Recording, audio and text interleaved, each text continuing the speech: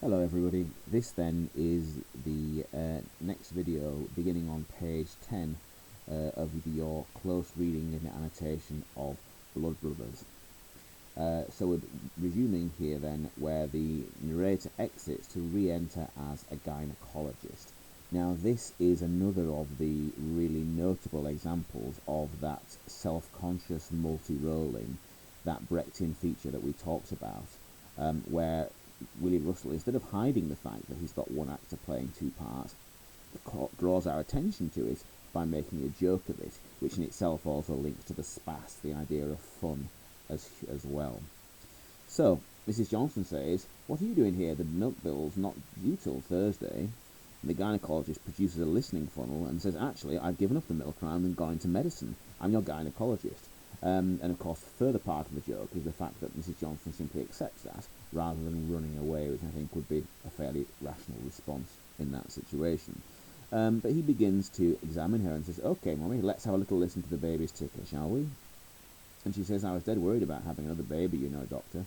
I didn't see how we're going to manage with another mouth to feed, but now I've got me a little job, we'll be okay. If I'm careful, we can just scrape by, even with another mouth to feed." The gynecologist completes his examination. Bit of hubris there, by the way, thinking that she'll be able to manage. Remember that pride that we've talked about, that overconfidence that we've talked about? Because the gynecologist replies, "Mouths, Mummy." "What? Plural, Mrs. Johnstone. Mouths to feed. You're expecting twins. Congratulations. And the next one, please, nurse." And here then we have a bombshell. So we said in the video where we looked at the tableau and the prologue then in the next one, we said about the ambiguity and the way that the opening of the play gives us ideas that sort of gives us these hints that were at that point unexplained. Well, they're starting to be explained. The brothers of the play's title, the two figures with their mirroring body language that were lying down on the stage in that tableau. We're starting to see how that might come together. But here's the bombshell. Mrs. Johnstone's hubris. She might be able to manage one baby. She certainly couldn't manage two. What is she going to do? Let's find out. Mrs. Johnstone then is numbed by this news, and she moves back to her work. Note once again the flexible use of staging there, the way that the stage 1 minute can be a gynecologist's office, the next moment is back to the inside of the Lyons' house, and she's dusting the table upon which the shoes had been placed. Mrs. Lyons enters. Mrs. Lyons says, "Hello, Mrs. J, how are you?" There is no reply. And registering the silence, Mrs. Lyons says, "Mrs. J, anything wrong?" Mrs. Johnstone said, "I had it all worked out." There's hubris for you. Mrs. Lyons says, "What's the matter?" "We were just getting straight." "Why don't you sit down?" "With one more baby we could have managed, but not with two. The welfare have already been on to me. They say I'm incapable of controlling the kids I've already got. They say I should put some of them into care, but I won't. I love the bones of every one of them. I'll even love these two when they come along. But like they say at the welfare, kids can't live on love alone." Now, a few more things. First of all, welfare is a sort of old-fashioned name for the social services. So again, we get a sense of the support that society is meant to offer. But in this case, this support sounds more like a punishment, doesn't it? Rather than them helping her to look after the children, their answer is simply to take them from her. So again, we see the way that Russell is showing that society fails people, once again, especially the most vulnerable. Notice that phrase there, "I love the bones of every one of them." Particularly sort of profound there, the synecdoche, the way that she focuses in on that as if to imply the sheer power of the love for it. And once again, it builds into our sort of view of Mrs. Johnstone's as a loving mother, and certainly as a mother who is as good as she can be, or as good as society allows her to be. At any rate, Mrs. Lyons says, "Twins, you're expecting twins."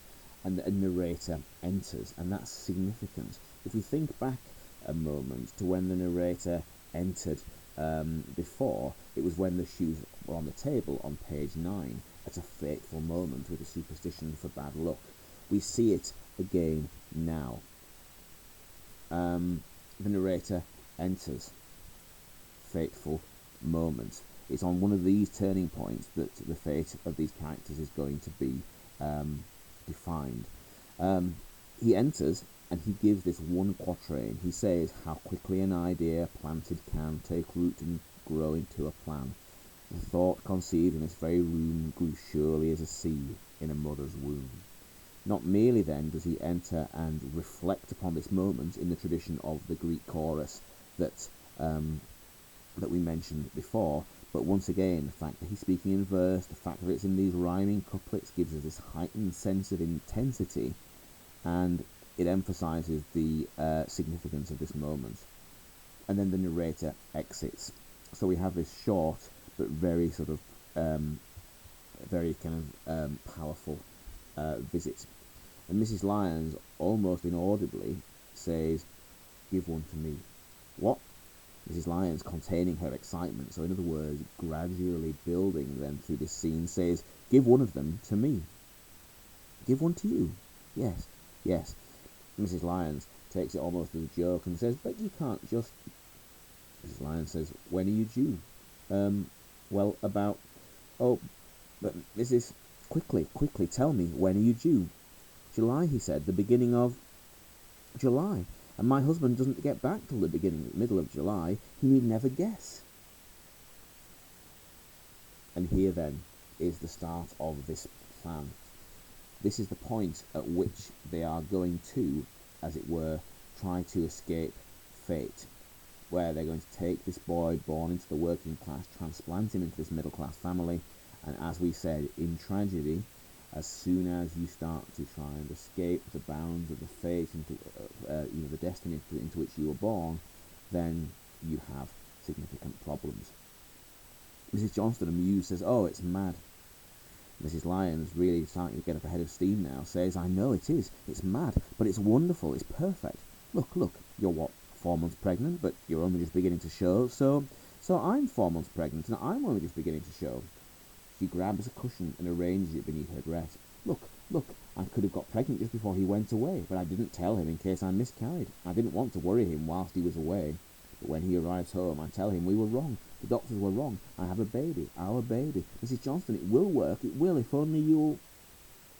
Now, I think in the way that these sentences pile together, the way that they begin, for example, repeatedly with "but," the way that you have that repetition, "a baby, our baby," we start to get a sense of the desperation of Mrs. Lyons, which I think we said earlier can be seen quite sympathetically, but I think increasingly already here we start to see how it tips over, perhaps into mania, and perhaps into something that's a bit more sinister. A woman who is prepared to conduct an illegal, unlicensed abortion, I beg your pardon, that's not clear, not at all, an illegal, unlicensed adoption, such is her desire to have a child. So Mrs. Johnstone says, "Oh, Mrs. Lyons, you can't be serious." Mrs. Lyons replies, "You said yourself, you said you have too many children already." "Yes, but I don't know if I want to give one away." Mrs. Lyons says, "Already you're being threatened by the welfare people, Mrs. Johnstone, with 2 more children. How can you possibly avoid some of them being put into care? Surely it's better to give one child to me. Look, at least if the child was with me, you'd be able to see him every day as you came into work." She stares at Mrs. Johnstone, willing her to agree. Now, here then, we see Mrs. Lyons' fundamental decency, the fact that she doesn't want to give one away. We see her goodness, and we see Mrs. Lyons now starting to become increasingly manipulative. She uses the sort of veiled threat of blackmail, the idea of the welfare taking children into care. She uses the sort of kinder approach by promising that Mrs. Johnstone will be able to see the child. We see this increasingly manipulative side, which will grow into the more dangerous character that we see later in the play. Mrs. Lyons continues and begs and says, "Please, Mrs. Johnstone, please. And are you that desperate to have a baby?" And you can see how Mrs. Johnstone is torn, one, between kindness towards Mrs. Lyons and sympathy, and two, between real concern for how she herself would manage.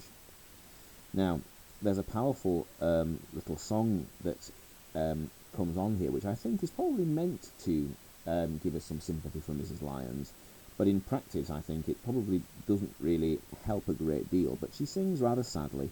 Each day I look out from this window, I see him with his friends, I hear him call, I rush down, but as I fold my arms around him, he's gone, was he ever there at all? So she's singing about her dreams of having a child. I dreamed of all the places I would take him, the games we'd play, the stories I would tell, the jokes we'd share, the clothing I would make him. I reach out, but as I do, he fades away. So it is quite sad. But at the same time, given what Mrs. Mrs. Lyons has just been doing, I think it's entirely possible that we read it as also being quite manipulative. The fact that she is now trying to really tug at Mrs. Johnstone's heartstrings to coax her into giving up her baby. The melody now shifts into that of Mrs. Johnstone, who is looking at Mrs. Lyons, feeling for her. Again, that's an interesting stage direction because it emphasises Mrs. Johnstone's sympathy. Mrs. Lyons gives her a half smile and a shrug, perhaps slightly embarrassed at what she has revealed. Mrs. Johnstone turns and looks at the room she is in, looking up in awe at the comparative opulence and ease of the place, tentatively and wondering as she sings. Now that's another good quotation, because if we talked about Mrs. Lyons' house earlier, and we mentioned about the size of it, for example, well, there are two good quotations: opulence and ease. Opulence meaning sort of luxury and fine furnishings, and ease as in comfort. You know, Mrs. Johnstone's home is a place of struggle, somewhere where you struggle to make ends meet. This is a place where everything comes easily. Now, Mrs. Johnstone sings, "If my child was raised in a palace like this one," there's another good quotation, by the way, linking to opulence and ease, palace, "he wouldn't have to worry where his next meal was coming from." That's another good quotation that links back to the idea of the children starving that we mentioned on page 6 at the beginning of the first video I gave you on annotating the play. His clothing will be supplied by George Henry Lee. Mrs. Lyons sees that Mrs. Johnstone might be persuaded. But again, notice the things that are swaying it for Mrs. Johnstone. In the end, it's not the luxury, it's about food. It's the fact that Mrs. Lyons is going to be able to provide her child with basic food is something that matters to her. Mrs. Lyons joins in and says he'd have all his own toys and a garden to play in. Again, two symbols there, I suppose, of wealth: a garden and the idea of not having to share things or have them handed down to you. Later on, when we meet Mickey for the first time, one of the things that we learn is about how he has to share things with Sammy, or Sammy takes things from him. So there's a contrast there to the way in which Mrs. Lyons emphasising that this boy will not have that problem. Mrs. Johnstone carries on and says he could make too much noise without the neighbours complaining, because he's not going to be living in a crowded slum in the way that Mrs. Johnstone is. Silver trays to take meals on, a bike with both wheels on. Now, very important juxtaposition again, because again, Mrs. Lyons is to some extent appealing to this element of luxury, but actually it's the simple things. Simply having possessions that work, that aren't broken or second-hand or whatever it might be. So a bike with both wheels on is a really powerful symbol. It occurs several times in the play, but it's used to refer to a sort of a complete family, a stable family. It's used to represent that, I think. Mrs. Lyons nods enthusiastically. And then carries on, and he sleeps every night in a bed of his own, the implication then being that the Johnstone children probably share at home. And it goes on, he wouldn't get into fights, he'd leave matches alone, and you'd never find him effing and blinding. Well, we've already seen that the Johnstone children all swear, again from the first time that we met them. And when he grew up, he could never be told to stand and queue up for hours on end at the door. He'd grow up to be a credit to me and to you, Mrs. Johnstone concedes. Now, let's think then briefly there. Well, first of all, there's some dramatic irony, because we know, or rather we find out later in the play, that Mickey does indeed have to do exactly that. In the way, of course, that Edward doesn't, because he goes into education, further education at university, and he goes on to have a good job. So there's a sort of bit of dramatic irony, a little bit of foreshadowing there, that's what's going to come for the twin who gets left behind. Mrs. Johnstone says, "I'd still be able to see him every day, wouldn't I?" And Mrs. Lyons replies, "Of course." And this is where, again, we're seeing the more manipulative side of Mrs. Lyons, I think, and the more sort of sympathetic side of Mrs. Johnstone. Mrs. Johnstone continues, and you would look after him, wouldn't you?" And Mrs. Lyons continues to sing, "I'd keep him warm in the winter and cool when it shines. I'd pull out his splinters without making him cry. I'd always be there if his dream was a nightmare, my child, my child." There is a pause before Mrs. Johnstone nods. Mrs. Lyons goes across and kisses her. Mrs. Johnstone is slightly embarrassed. Now, Mrs. Lyons then says, "Oh, now you must help me. There's so much I'll have to." She takes out the cushion. "We'll do this properly so it's thoroughly convincing. And I'll need to see you walk and baby clothes. I'll have to knit and buy bottles and suffer from piles." "What? Doesn't one get piles when one's pregnant?" A bit more spas there for you. And buy a cot and, "Oh, help me with this, Mrs. J. Is it in the right place?" And she puts the cushion back again. Again, more sort of humour there, the way that they sort of simulating the pregnancy with this cushion. "I want it to look right before I go shopping." Mrs. Johnstone helps her with a false pregnancy and says, "What are you going shopping for?" "I do the shopping." "Oh no, from now on I do the shopping. I want everyone to know about my baby." She suddenly reaches for the Bible. Now, this is interesting because already we see how Mrs. Lyons is starting to supplant Mrs. Johnstone. We can see how already, in a sense, she's starting to ease her out of her life. So I think we do get a sense of Mrs. Lyons as the kind of rather cold and calculating character. And again, I think this is part of Willie Russell's criticisms, or Willie Russell's indictment of the middle classes in this play. He sees them as exploiters. And in fact, in the case of Mrs. Lyons specifically, she uses both her positional power as Mrs. Johnstone's employer, but also her economic power as somebody more wealthy, in order to exert pressure on her. Now, there is music, and Mrs. Lyons, holding the Bible, says, "Mrs. J, we must make this a binding agreement." Mrs. Lyons shows the Bible to Mrs. Johnstone, who is at first reluctant and then lays her hand on it. The narrator enters, and there's a bass note repeated as a heartbeat. Now again, the narrator enters as this kind of fateful presence, dressed in the attire of a funeral, as we have said several times. And he gives us another of these intense quatrains of two rhyming couplets of verse. "In the name of Jesus the thing was done. Now there's no going back for anyone. It's too late now for feeling torn. There's a pact been sealed. There's a deal been born." Mrs. Lyons puts the Bible away. Mrs. Johnstone stands and stares as Mrs. Lyons grabs shopping bags and takes a last satisfied glance at herself in the mirror.